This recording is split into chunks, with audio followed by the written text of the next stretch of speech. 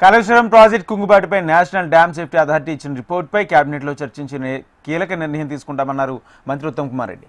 Bharat summit అనంతరం cabinet సమావేశం నిర్వహిస్తామన్నారు. దేశంలోనే అత్యంత పారదర్శకత విచారణ సంస్థ అయిన ఎన్డీఎస్ఏ రిపోర్టును ఎన్డీఏ రిపోర్ట్ అనడానికి కేటీఆర్కు సిగ్గుండాలంటూ మండిపడ్డారు. కమిషన్ల కోసమే ప్రాజెక్ట్ కట్టారని, దోషులు ఎవరైనా చర్యలు తప్పవని తెలిపారు. కొద్దిగా సిగ్గుపడాలి. మీ హయాంలో కాళేశ్వరం ప్రాజెక్టు ఏదో మీరు అద్భుతాలు సృష్టిస్తున్నట్టుగా ఒక ఇమేజ్ క్రియేట్ చేసి 1,00,000 కోట్ల రూపాయలు మనందరినీ తాకట్టు పెట్టి, తెలంగాణ ప్రజలను తాకట్టు పెట్టి, మన పిల్లల్ని వాళ్ళ పిల్లల్ని తాకట్టు పెట్టి 1,00,000 కోట్ల ఖరీదైన అప్పు తీసుకొచ్చి మీరు కట్టిన project poor quality construction, poor design, poor ఓఎండ్ఎం.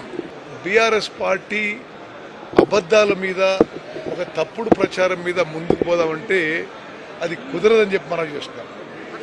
ఇది NDSA report is a complete indictment of the earlier government.